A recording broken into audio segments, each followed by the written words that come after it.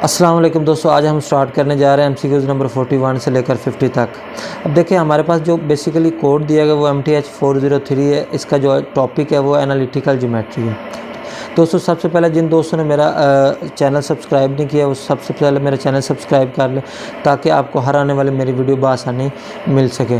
दोस्तों मैंने जितने भी इसके अंदर MCQ सॉल्व किए हैं सबको स्टेप बाय स्टेप सॉल्व किया है और इसके अंदर जितने भी आपके शॉर्ट और लॉन्ग आगे फाइनल टर्म के अंदर आएंगे वो इंशाल्लाह आपको ईज़िली उसके अंदर ये हेल्पफुल साबित होंगे। तो अब आइए अब हम स्टार्ट करते हैं। MCQ नंबर 41 क्या है। For the given standard form of this circle x plus 2 का स्क्वायर प्लस y माइनस 2 का square is equal to 4, find radius and centre. अब हमारे पास MCQ इसके बेसिकल 4 ऑप्शन है, A B C D 4 है। तो अब हम स्टार्ट करते, सबसे पहले हम इसको सिंप्लीफाई करते हैं, देखते हैं इसका सोल्यूशन क्या आता है। अब इसकी जो जनरल इक्वेशन वो कि x माइनस h का square plus y minus k का square is equal to r का, ये बेसिकली सर्कल की जनरल इक्वेशन है। अब इसके जो सेंटर है वो कि h, k होता है। तो इस तरह यहाँ पे इसका सेंटर के बेसिकली x माइनस एच होता है, यहाँ पे प्लस है तो यहाँ पे क्या आ जाएगा, h की वैल्यू नेगेटिव -2 आ जाएगी। इस तरह ये पहले ही माइनस है तो लिहाजा इसका 2 आ जाएगा, ये इसका सेंटर होगा माइनस। और जो रेडियस होता है वो क्या होता है, ये r का स्क्वायर है तो 4 है तो इसको 2 का स्क्वायर भी लिख सकते हैं। तो इसके साथ जब कंपेयर करेंगे तो हमारे पास जो इसका रेडियस आएगा वो बेसिकली 2 आएगा। अब देखते हैं हम इन ये किस ऑप्शन के अंदर मौजूद है। आर हमारे पास 2 है, इस तरह सेंटर -2 का इसका मतलब ये बी है तो बी इसका करेक्ट आंसर होगा। अब हम स्टार्ट करते हैं MCQ नंबर 42। अब देखते हैं वो क्या है। In the conic section the eccentricity of parabola.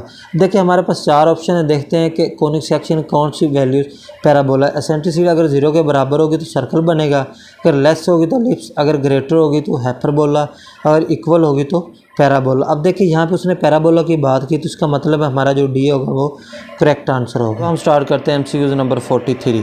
For the ellipse x square over 4 plus y square over 1 is equal to 1, the sum of the distances D1 and D2 is equal to.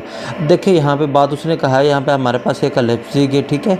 उसने कहा इसका आपने distance find out करना है। हमेशा याद रखना है पैराबोला हो, हाइपरबोला हो या एलिप्स हो, इनका जो सम होता है वो 2a के इक्वल होता है, ठीक है।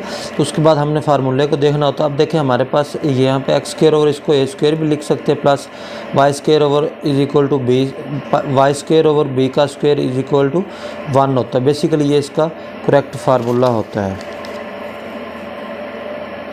अब देखिए हमारे पास ऑप्शन क्या क्या दिए हुए हैं। a is equal D1 plus D2 is equal to 1 है, b क्या है D1 plus D2 is equal to -1 है, c क्या है D1 plus D2 is equal to 2 है, और डी ऑप्शन क्या है D1 plus D2 is equal to. अब देखिए ये वाला हमारा करेक्ट आंसर होगा। इसका हमेशा जो को टोटल डिस्टेंस होता है वो 2 होता है, मीन्स के 2a होता है। लेकिन यहाँ पे उसमें उसने मेंशन नहीं किया, बस जस्ट 2 ही होगा। तो अब MCQ नंबर 44 देखते हैं क्या है। Let function of x is equal to -10x plus 15 and first derivative less होगा 0। अच्छा एक बात याद रखनी है आपने कि अगर आपके पास कोई भी वैल्यूज़ दी जाए, किसी किस्म का भी कोई फंक्शन दिया जाए, अगर उसका डेरिवेटिव लेस होगा तो फंक्शन डिक्रीज़ करेगा, अगर उसका डेरिवेटिव ग्रेटर होगा तो उसका जो डेरिवेटिव, अगर कोई फंक्शन लेस होगा तो उसका डेरिवेटिव डिक्रीज़ करेगा, अगर कोई डेरिवेटिव ग्रेटर होगा 0 से तो उसका जो फंक्शन होगा वो इंक्रीज़ करेगा। तो अब देखिए हमारे पास उसने कहा डेरिवेटिव लेस है 0 से, तो यहाँ पे हमारे पास function of x is increasing function है। अब देखिए लेस है तो इंक्रीज़ नहीं करेगा, डिक्रीज़ करेगा। ये ऑप्शन आगे दिया हो, function of x is a decreasing function.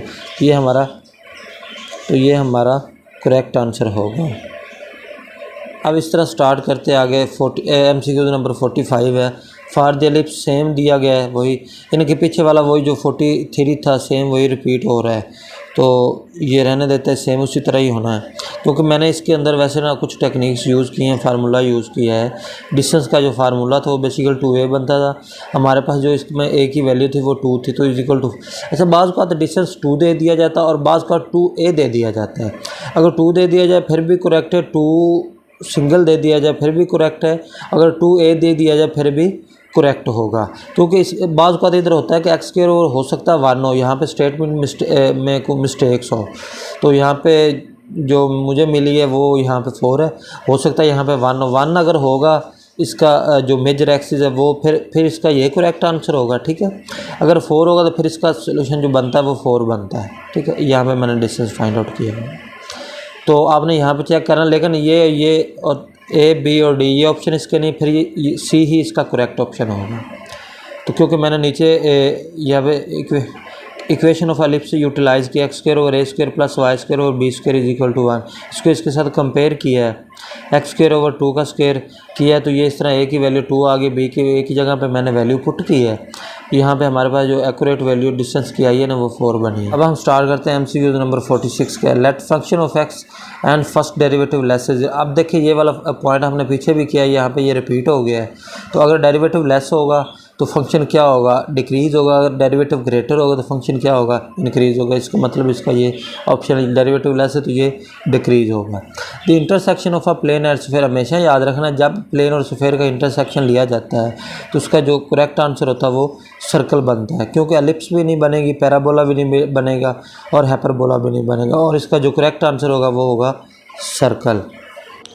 अब MCQ नंबर 48 स्टार्ट करते हैं। क्या if a is equal to b, if a is equal to b both are not equal to 0 in an equation of the form. ये हमारे पास एक equation दी गई है, उसने कहा इससे कौन सी इक्वेशन जनरेट होगी अगर ए इज इक्वल टू बी, ये दोनों नॉन ज़ीरो।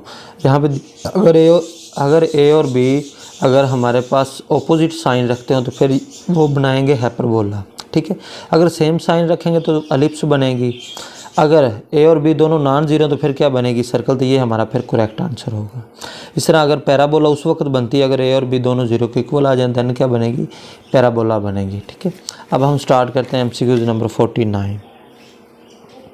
देखते क्या है। फॉर दी हाइपरबोला, ये हमारे पास गिवन है the coordinates of the foci. अब इसमें जो फोसाई के जो कोऑर्डिनेट्स हैं वो हम फाइंड आउट करेंगे।